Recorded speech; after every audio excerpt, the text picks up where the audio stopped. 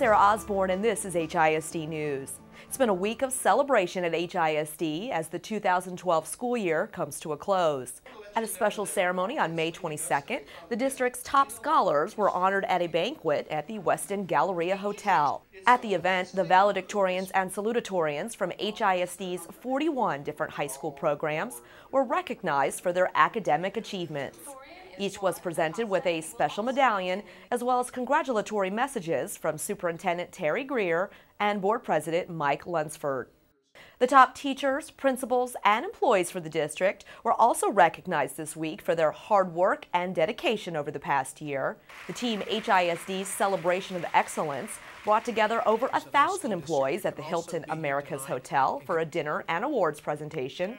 The highlight of the evening was the announcement of the Elementary and Secondary Teachers of the Year. And the winners are Ashley Montiel from Lyons Elementary and Hogg Middle School teacher Brian Gaston. I'm just happy and for my students. I feel like that's what I do this for. It's for them and only them, and it's an honor to see my work and the work of my kids being showcased across the district. What I love most about teaching is that every day is different, and I learn so much from my students, and they help me grow as a person, and I just love being an educator and being able to provide them with so many opportunities to learn. Both Teachers of the Year received a $5,000 prize, a plaque, and a custom ring. Some of the district's other top teachers were also recognized this week as the KBR Science Teachers of the Year. 10 middle and high school science teachers were honored at a luncheon on May 18th at Del Friscos restaurant. In order to compete for the top honor, all had to submit videotaped lessons of themselves teaching. KBR employees judged the videos and decided that they couldn't pick just one winner, so they awarded 2 first-place prizes. One to Jeremy Tarbutton from Jackson Middle School, and the other to Tim DePonte from Reagan High School.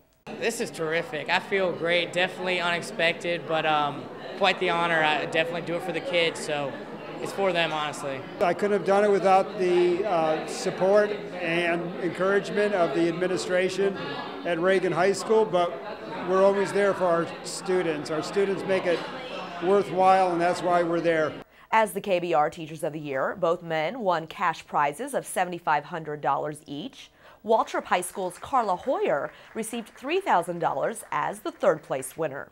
Speaking of honors, HISD is one of 4 finalists for the Broad Prize, which is the largest educational award in the country given to school districts. This week, a team of Broad researchers visited 6 HISD schools and talked with more than 300 students, parents, and staff members to hear why HISD deserves to win the award.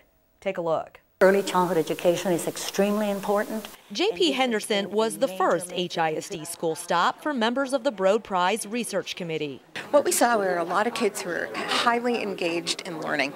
They were curious, they were persistent, they worked together, they were operating at a level of rigor that we like to see for all students. Principal Orlinda Garcia gave the researchers a quick tour of her campus to showcase teaching and learning.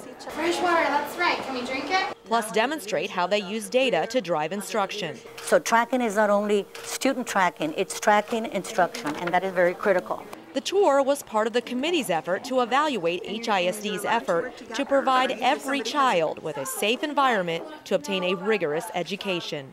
This is an example of a school where you have a high concentration of children from disadvantaged background. They're about 98% free and reduced lunch here, 98% non-white.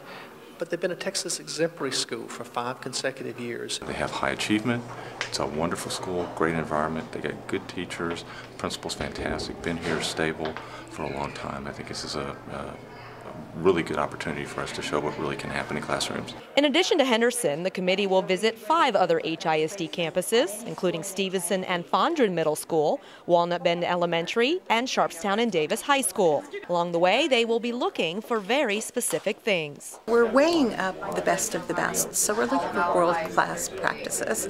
And they're in a large variety of areas. We have several in teaching and learning, a lot in district leadership, quite a few in operations, and and organizational structure and culture. The researchers will then take their findings and prepare a report for another committee that will then decide and announce the final winner on October 23rd. Regardless of the outcome, Principal Orlinda Garcia says her team at J.P. Henderson has much to be proud of. We have committed ourselves to closing the gap, the achievement gap, by having very high standards, very high expectations, and creating a haven for the community that I believe that as a team we have transformed. Nearly 24 HISD campuses are ranked at the top on 2 recently released lists of the best high schools in America.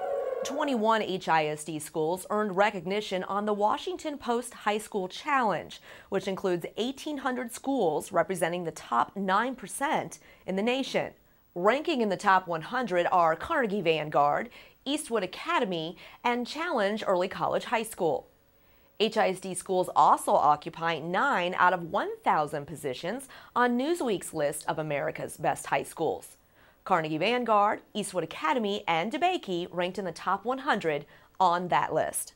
While the school year may be almost over, it doesn't mean teaching and learning has stopped at HISD schools, but some recent visitors are making it more fun.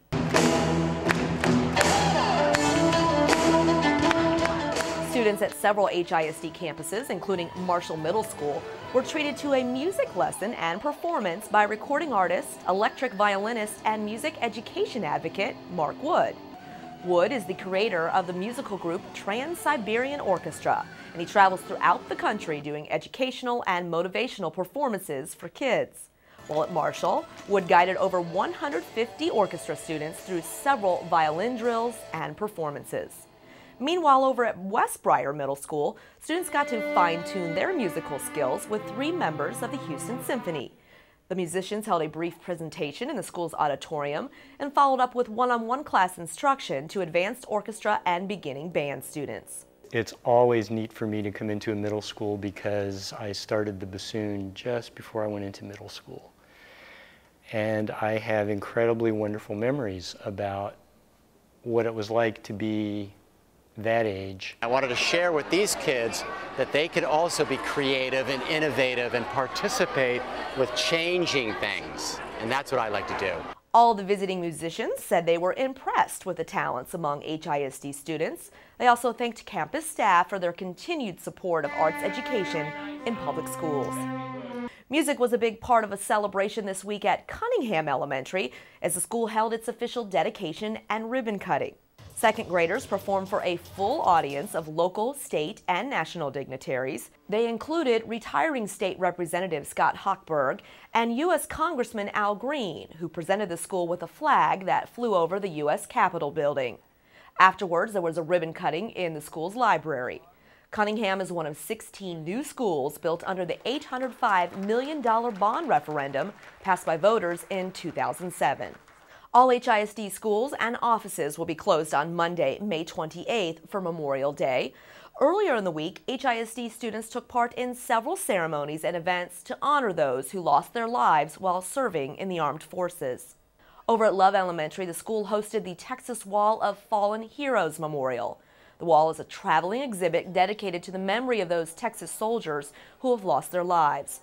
It's guarded by a group of veterans and their family members who are dedicated to bringing attention to fallen soldiers and to support the men and women currently serving in the military. Time now for the HISD Fast Fact of the Week, and it's breaking news. It's just in. The class of 2012 has been offered over $161 million in college scholarships. That's $31 million more than last year, and the number is still growing. That's it for this edition of HISD News. Be sure to check us out on Twitter, YouTube, and Facebook. We leave you now with some more sights and sounds from Mark Wood's visit to Marshall Middle School. I'm Sarah Osborne, and I'll see you next week.